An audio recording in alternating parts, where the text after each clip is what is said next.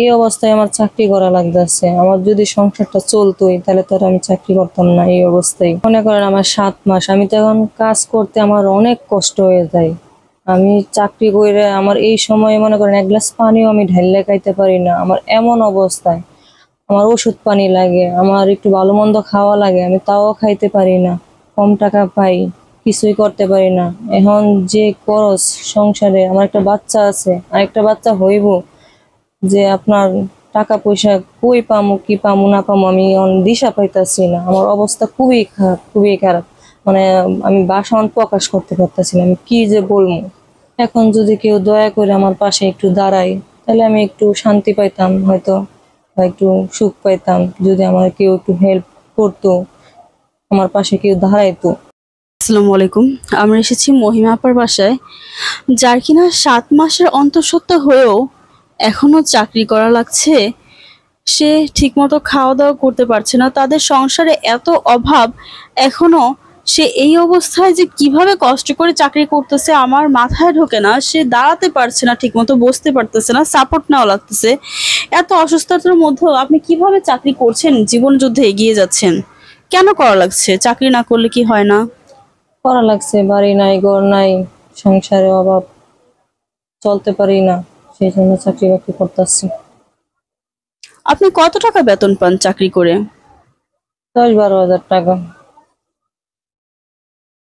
এখন আপনি যদি চাকরি না করেন, আপনার কি কষ্ট হয় না এখন চাকরি করতে? হ্যাঁ, আমার তো কষ্টই হয়, চাকরিগত কষ্ট। আমি তো কষ্ট, এই সময় তো কাজ করা অনেক কঠিন, কিন্তু কি করবো, সংসারের অভাব, সেই জন্য চাকরি বাকরি করতেছি কষ্ট করে। কত ঘন্টা ডিউটি করা লাগে? 12 ঘন্টা। 12 ঘন্টা? কয়টা থেকে কয়টা?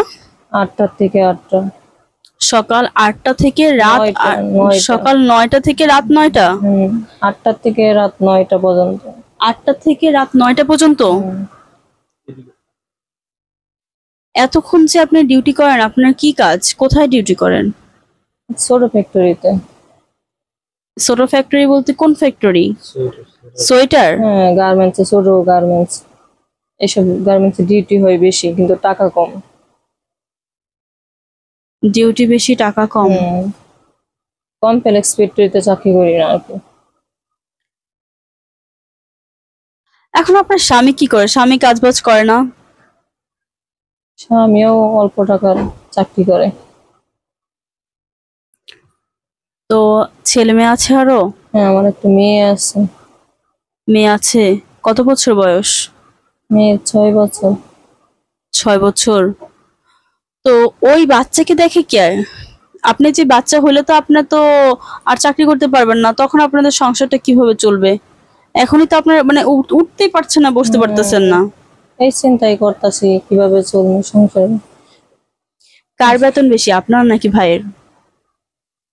বেতন কম, দুজনেরই এরকম বেতন। সমান সমান?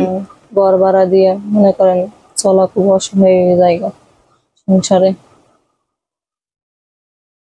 গ্রামের বাড়ি কোথায়? কিশোরগঞ্জ। কিশোরগঞ্জ। বাড়িঘর নাই? না। তো আপনার বাবা মা আছে? বাবা মা আছে। বাবা মা কি সাপোর্ট দেন আপনাদের? বাবা মা গরিব, কি সাপোর্ট দেব। গরিব? জি। আপনাদের ঘর ভাড়া কত? 3000 টাকা। ছোট বাচ্চাকে কে দেখে? ছোট বাচ্চা বাসার একজন আছে, হের কাছে রেখা যাই, এই দেখে।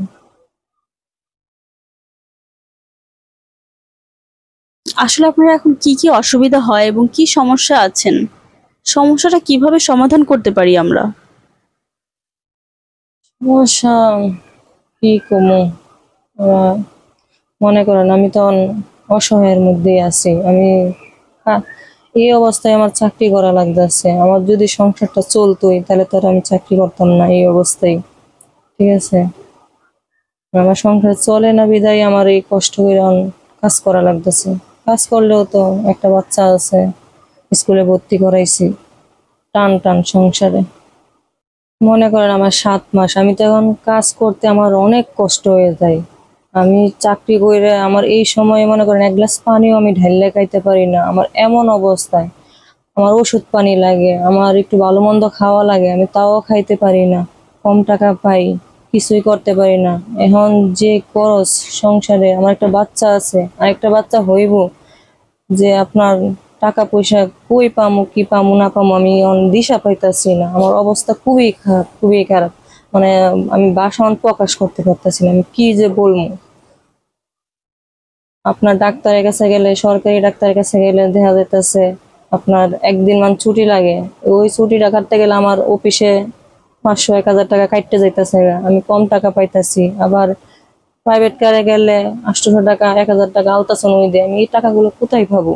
আমি তো আর মাথা কাজ করতেছে না, আমি কি করবো না করবো। আমার খুব অসহায়ের মধ্যে আমি আছি, ঠিক মতো আমি ওষুধ পানিও খাইতে পারি না। এখন যদি কেউ দয়া করে আমার পাশে একটু দাঁড়ায়, তাহলে আমি একটু শান্তি পাইতাম হয়তো, বা একটু সুখ পাইতাম, যদি আমার কেউ একটু হেল্প করতো, আমার পাশে কেউ দাঁড়াইতো। কারণ আমি তখন খুব অসহায়ের মধ্যে আছি, আমি তো পারতাছি না আর কাজ করতে। এই সময়তে গার্মেন্টসের চাকরি করা খুবই কষ্ট, খুবই কষ্ট। মনে করেন সারাদিন দাঁড়ায় কাজ করা লাগে, অনেক কষ্ট। একটু পানি খামু, ওই ইয়াটাও পাই না গার্মেন্টসের কাজের চাপে।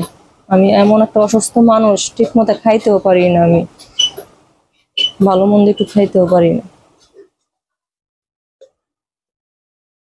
মনে করেন 12 ঘন্টা অফিসে থাকি, আইসা এই বস্তিতেই থাকি, চিল্লা চিল্লি হাও মাও, আমার আর এসব ভাল লাগে না। মনে করেন এই আমার বাচ্চা কাচ্চাকে কিভাবে মানুষ করবো, আমি নিজেরে নিজে কিভাবে সামালবো, আর আমি পারতাছি না। এখন আল্লাহ তাআলা হয়তো আমার পরীক্ষা নিতেছে, আমি কি করবো না করবো, বুঝছেন। মানুষ গর্ভবতী অবস্থায় গার্মেন্টসে কাজ করা, এটা খুবই কষ্টজনক। শরীর একবারে খুবই ক্লান্ত হয়ে যায়। এই সিঁড়ি দিয়ে ওঠা নামা, আবার বাসা অনেক দূরে, ওইখান থেকে আইসা ঘরের কাজ কাম কইরে একবারে মনে করেন নার্ভাস হয়ে যায় আমি এই অবস্থায়।